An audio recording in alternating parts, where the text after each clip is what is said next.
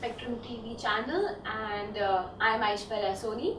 So today I'll be taking a lecture about animal husbandry, and this chapter is present in the State Board of the 6th Standard. So before I start talking about animal husbandry, let's just try to evaluate the food sources we have. So we know that the majority of the food source that we consume is from plants. We've already studied that. But what about animals? Man has been using animals as a food source for a very long time too. Not only food source, but also for the source of milk and for other purposes to make the man's life easier.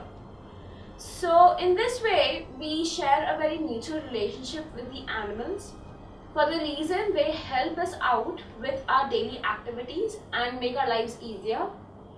So for this, we also need to take care of animals in return so that they can provide us the maximum productivity. And the science of this is known as animal husbandry. So animal husbandry is nothing but the scientific way of rearing, tending, and breeding animal species. So the main objectives today we'll be covering about the animal husbandry would be to understand about the uses of animals, to understand about. So the main objectives in today's chapter that we'll be covering would be to understand the uses of animals, to understand about the animals and the various kind of the husbandry, animal husbandry, like the pisciculture and the breeding of cows and other type of such breedings and their scientific names in detail. Plus we'll be understanding about how we can provide help to these animals by providing them food, shelter, and also water, of course. And how to take care of animals in return so that they give us maximum productivity and we maintain a healthy mutual relationship with the animals and that of the humans. So before starting, we'll just understand about the uses of animals. So here I have some points jotted down for you. So we'll just try understanding every single point in which way is the animal useful for us. So the first point is animal is useful for food and the milk source. Well, that's a very common thing. Some people have the meat diet in their routine once a day or maybe twice. So we understand that obviously the meat source is a very important source of the food that is consumed by humans on a very regular basis. And of course the milk that is obtained from cows and other breeds like goats is really useful and it's really nutritive. It has high nutritional content. That is why even doctors suggest to the individuals to consume milk, at least 2 glasses of milk on a daily basis, for the reason if your body is lacking any kind of nutritive value in it, so that would be replenishing back the nutrition value. So milk and food are the common and the most seen uses of the animals. Man has been using animals and the milk source for a very long time for these purposes, since the primitive ages actually. So we also understand that plants are a main source of food, but also animal is a main source of food too that contributes to the gross domestic product and also to the whole of the nutritional content that a human consumes on a daily basis. The next point is physical labor. So now what happened is in primitive times agriculture was proceeding. So germination of seeds was in the increased demand because the population was gradually increasing. So obviously with increase in population comes the increase in demand of food and the luxuries and the necessities. So what happened is obviously a few handfuls of people couldn't take care of the whole acres of agricultural field. So in order to relieve the work and in order to sustain the energy, so what was opted was to use animals in the fields, in the field work to do the physical labor. So for hunting, for sowing of seeds, all these other activities that are performed on field, animals are useful in that, because obviously animals have great strength and agility with them to perform any function, to perform any task at a much enhanced rate. So obviously a power of a buffalo is going to be more than a power that a single human is going to have in him. So that is why this was one purpose. Of course, the other purpose was transportation. Transportation initiated with as soon as the invention of wheels was seen. The usage of horses, usage of buffaloes, usage of bullocks was came in the picture actually to make the transport medium easier. So this was one factor that also helped humans in enhancing the life pattern. So physical labor, just one example was farm. The use of animals is also in physical labor. So not only physical labor, we also have our fuel sources from animals. How? These fuel sources are actually, you might have seen if you would have ever visited a village, that there are cow dung paths and cattle dung paths seen in villages, and they're used for combustion in order to cook food and perform other activities.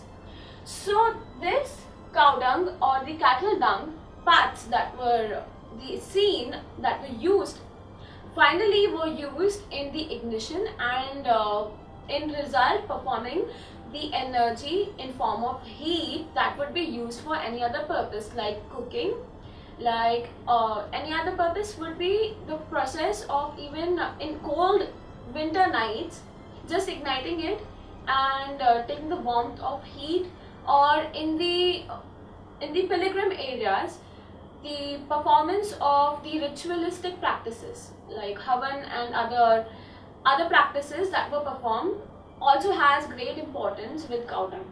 Not only this, but also nowadays the cow dung and the cattle dung is used as a biofuel or the biogas.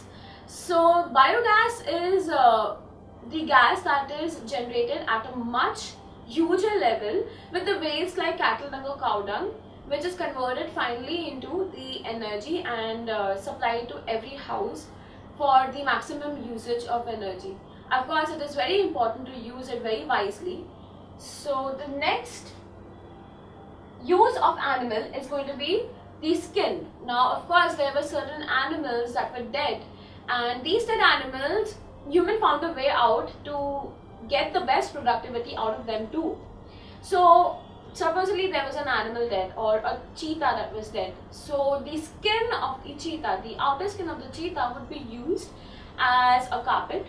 In the ancient times, we have seen that there were usages of the carpets that were made from the tans of lion, of tigers, of the other animals, or the ivory of the tusks from the various elephants and mammoths. So these are the antiques that were saved and that were stored, and they have much value. Somehow these practices of hunting and killing animals to obtain this has been decreased and has been banned completely, because it affects the natural habitat and it affects the population of the animals, which in turn affects the human beings, because it's a cycle of life and everything needs to be balanced.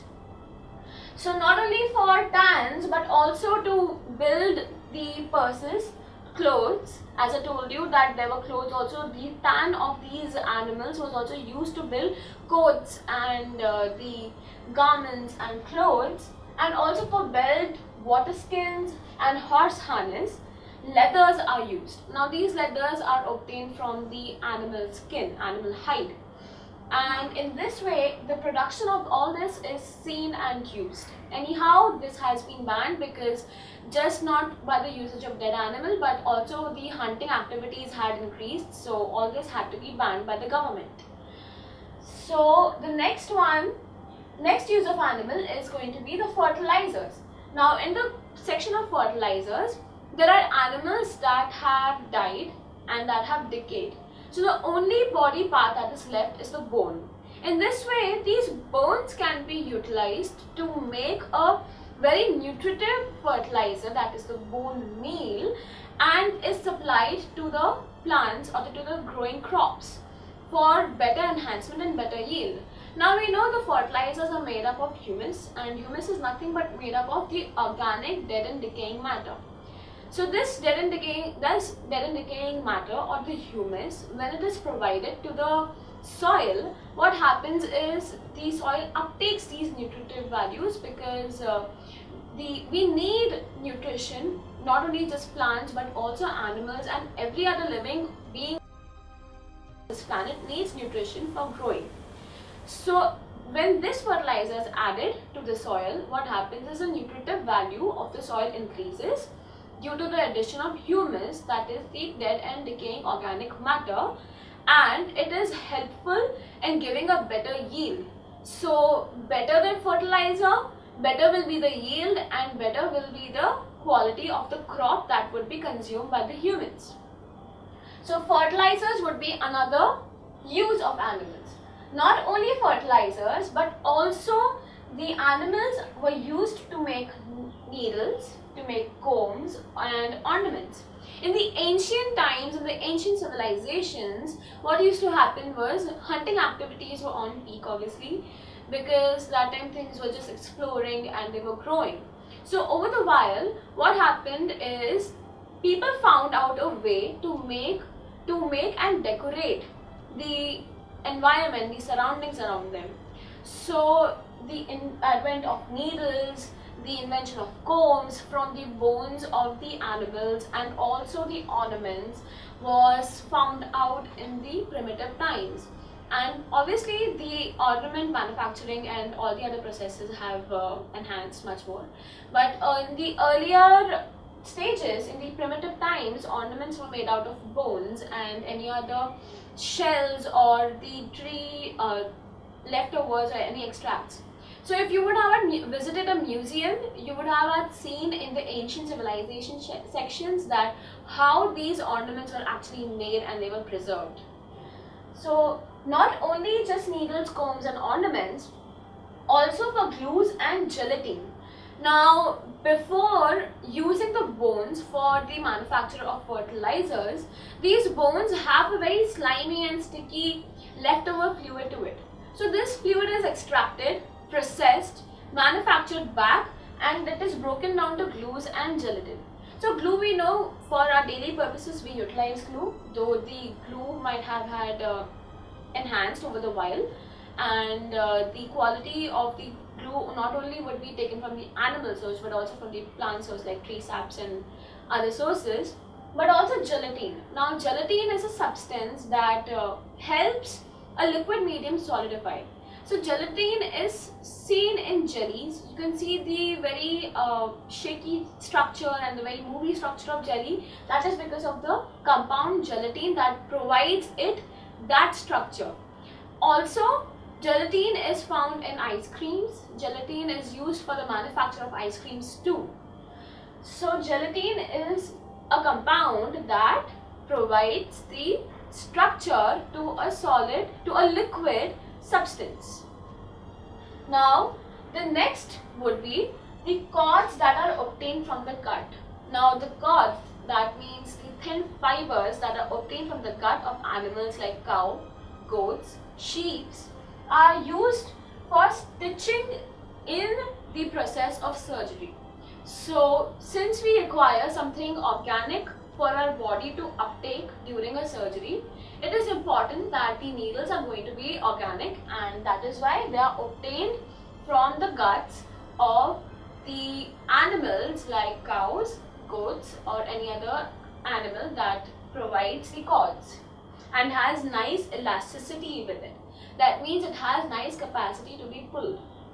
So the next use of animal is going to be, now we understood about how the cords or the strings were utilized in the process of surgery.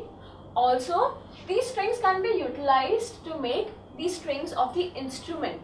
Right over there, to make the strings of instruments. So in this way, producing music and other activities goes very easy, because as I told you about the factor of elasticity.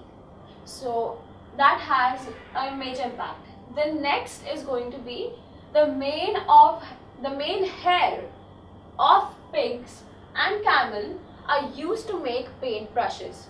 So the hair that is obtained from camels and from the pig is utilized in manufacturing the brushes, the paint brushes, and also the animal fat that is obtained.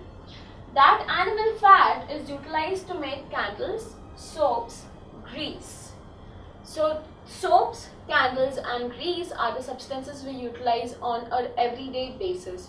So can you just imagine the usage of animals in our daily life and to what extent they are helpful to us?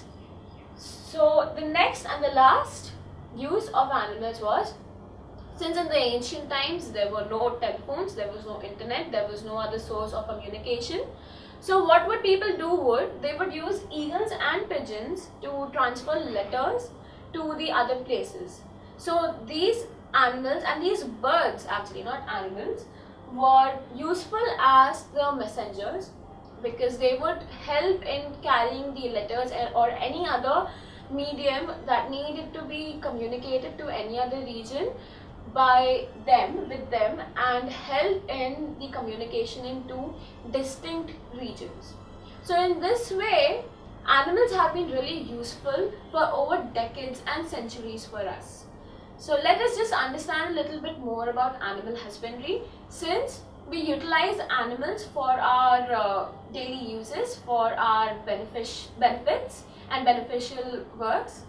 So in this chapter, we'll be understanding a little bit more about animal husbandry and how they're useful for us.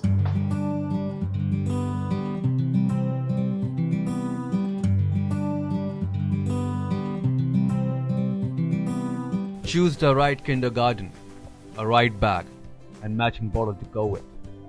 The right school, the right friends. Choose the right subjects and score well. Be an expert in all. The right teacher, and make sure that they like you. Choose the right timing, the right bus, and take a cab if getting late. The right train, and don't stand near the gates. Mind the pockets. Better get into ladies' compartment. Make sure your mustache hasn't started coming. Choose the right study time and forget games. IPL, IHL, rock and metal, guitar, axe. The right group and be a model to your brother. Seriously. Choose the right syllabus, the right test paper. Keep guessing questions for exams. Choose the right branch, the right college, the right stream. Choose the right career.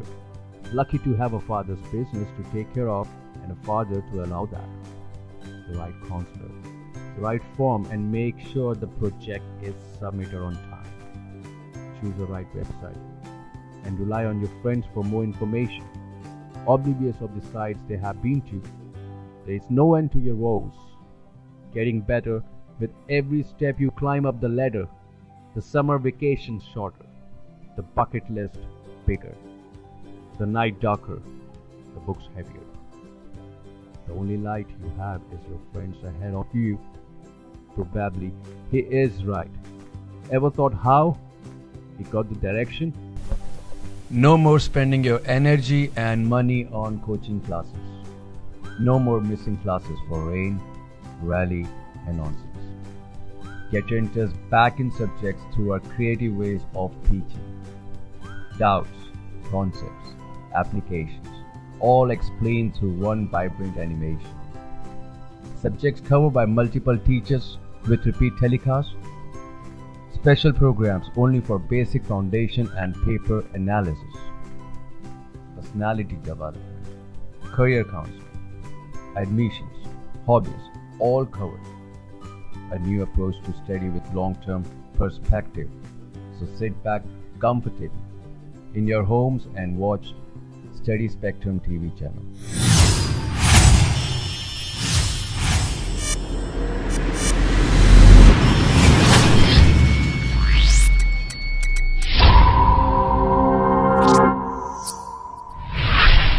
So as I told you about animal husbandry, first we'll just again define it. What is it exactly?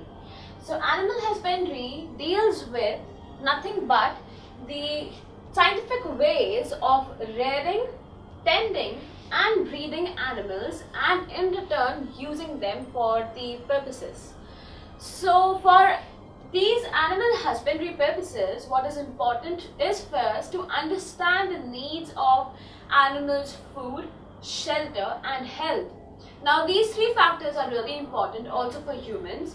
So since even animals are living beings, it is important for them too. So to maintain the food, what has to be done is the food of these animals like the cows, buffaloes, horses or goats or pigs or any other animal that is utilized by the human beings for their daily purposes, for say transportation, food or for the physical labor or any other thing, the food would consist of grass, straw, horse gram, and usually these three meals, these three kind of foods are just provided to the animals like the cows, buffaloes and horses. So the next is the ambon or the fermented fodder. Now ambon is nothing but the fermented fodder. It's the fodder that is fermented with the oil cake, the grain meal and the jaggery. Now these three components like the oil cake, the grain meal and the jaggery do nothing but they increase the nutritive quality and the content of the food, and in return it provides much more energy to the animal that consumes it and helps it perform much more better activity than it was actually initially. So it just enhances the diet, because we also know, just imagine this condition where you are eating a lot of junk. You're eating junk but it is tasty, but it is not going to be beneficial for you in any way. It is not strengthening your body, it is not providing the right nutrition to your body.